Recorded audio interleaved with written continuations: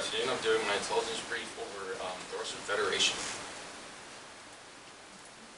I'm going to start out with the collapse of the USSR, the Soviet Union. It's kind of what's led into kind of their actions and a lot of their mentality nowadays. The collapse was in the early 1990s.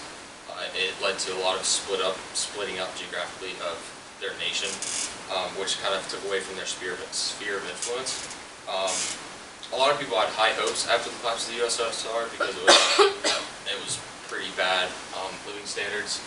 They had hoped that with the splitting up and the creation of the Russian Federation that they would be able to improve their standard of living and advance back to kind of a better state for this everyday citizen. What happened in the beginning was actually quite the opposite. A few of their head decision makers had focused too much on the economy and less on the everyday lives of the people, which led to a 50% decrease in the GDP, which obviously led to very bad living standards for the people there. Their hopes were initially crushed by this. They went from a 1.5 poverty level to a almost 40% poverty level across the country. Some of the reasons for this is they accepted the debt of the USSR, just Russia, none of the other countries that had broken off. So with the Russian Federation accepting that, it definitely bogged them down in the beginning for sure.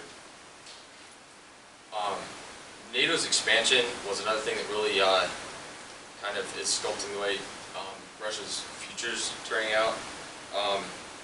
During the Soviet Union's occupation of East Germany, they were highly against the unification through NATO of East and West Germany, which ended up happening due to a deal between Russian leaders and actually consorted through one of the U.S. He was head of state or defense, but he had actually promised the Russian leader that NATO would not expand any farther to the east if Russians would withdraw from East Germany and allow the unification of Germany into NATO. Obviously, this isn't what happened. NATO continued to expand east and took over quite a few of the old Russian Union countries. So this is the Ukraine now, the Russian Federation. This whole region was part of the Soviet Union, and this is just going to show the expansion of NATO up to 2009. So it's clearly moved farther east into several of the regions, and it's really kind of surrounded here with the Ukraine. It doesn't show Crimea on here, but it's really surrounded a lot of the neighboring Russian countries, and part of the Warsaw Pact is Poland. So this is and the allies a border to Russia as well. They are seeing this as a very aggressive move toward Russia. And as far as the Crimean Peninsula and recent events, I think a lot of this is building up to that and has caused a lot of issues with the event and led into it and kind of influenced it more than I don't think it would have been a future that would have happened if this wouldn't have become a problem. Russia wouldn't have felt that humiliation from being told one thing and having the direct opposite happen to them immediately afterwards. In late February, the revolution in the Ukraine happened.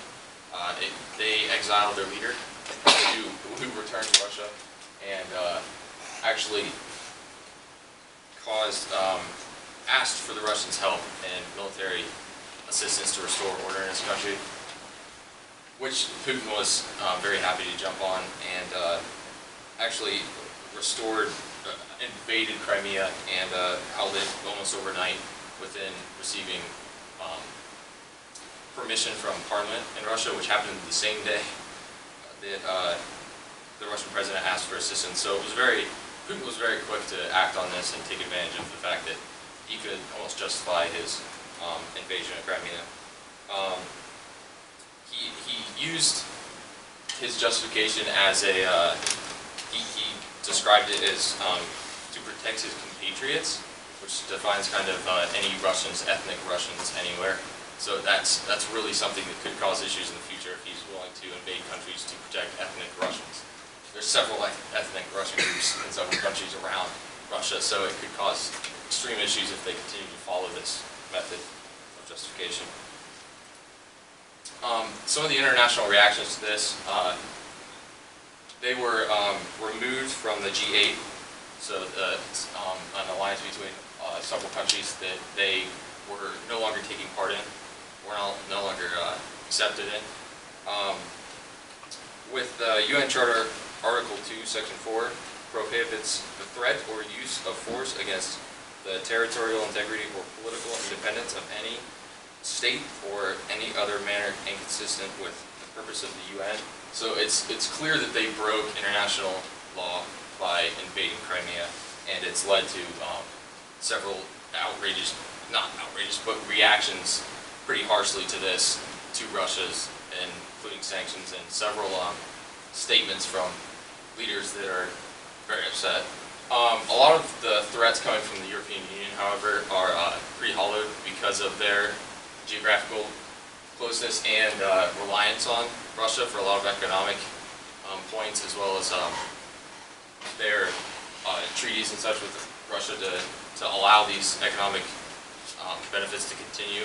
A lot of the oil and gas coming from Russia is going straight to the European Union, so it's very difficult for them to back these threats very far because of this.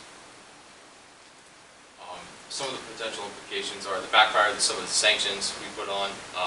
They could cause serious problems if Russia chooses to use them against us and not just accept these sanctions. Some of the harsh rhetoric could kind of explode with Russia. They could lead into several issues and just make the situation worse than it already is. Russia could choose for further advancement into the regions close to them and use that justification of defending his compatriots to allow him to invade some of these countries.